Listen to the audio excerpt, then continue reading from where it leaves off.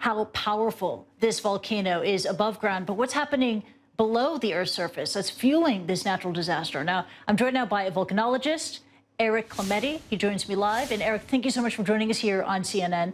We know that eruptions there on the Big Island, Hawaii, have been taking place for, what, 3 weeks now. How much longer is this going to go on? And I think that's the question that everybody has. And it's unfortunately also the question that's hardest to answer, because as long as you have new magma coming up from the source, which is about maybe 100 kilometers beneath the volcano, the eruption's going to go on. And we watch things like earthquakes and how much parts of the volcano might be inflating to see if magma's coming in. But there isn't a really good stopwatch or calendar to say how long it might happen, other than looking at past eruptions and say past eruptions at Kilauea like this have maybe lasted sort of a few months, if not longer. So that's maybe the time scales we're looking at. Wow. And as we look at these live pictures of a very active volcano there in Hawaii, we learned that over the weekend, the USGS issued a warning for something called haze or lava haze, this dense toxic cloud that's created when the hot lava hits the ocean. And this releases, tiny shards of volcanic glass. This sounds pretty dangerous. How dangerous is it?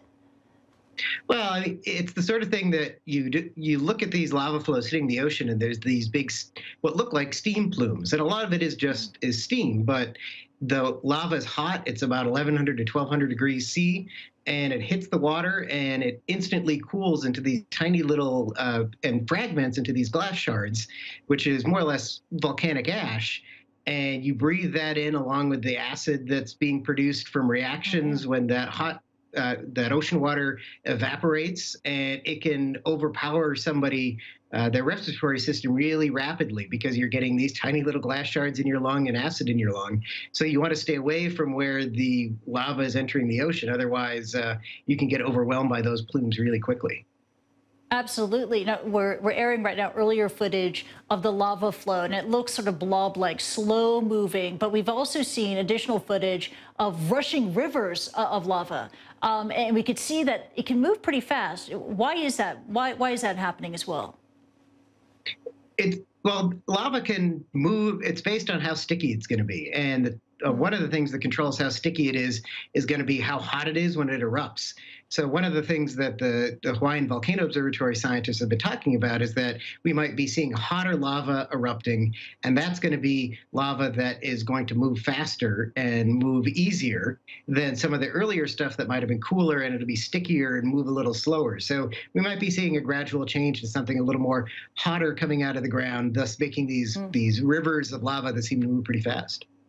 Yeah. Over the weekend, officials there in the island, they reported the first injury due to the eruption, a broken leg caused by flying lava splatter. I mean, given the threat that this volcano poses, whether it's like the toxic lava haze or fast-moving lava, do you think that the number of injuries, will definitely rise? Well, I think right now, one thing we can fall back on is the fact that the USGS scientists and the local emergency management people have done a really good job of getting people out of the way when they need to. So as long as people are offering the right amount of respect to the eruption and staying away from places like the ocean entry, and I understand people trying to save their homes, but there really isn't much you can do to save your home in the face of a lava flow. One would hope that the number of injuries stays low. Yeah, Erik Klemetti, volcanologist, joining me live from Grenville, Ohio. Thank you so much for joining us here on the program. We're going to pause for a quick break, but leave you with some live pictures of that spectacular sight, Mount Kilauea, as it continues to erupt, creating more deadly dangers. You're watching Newsstream. We'll be back right after this.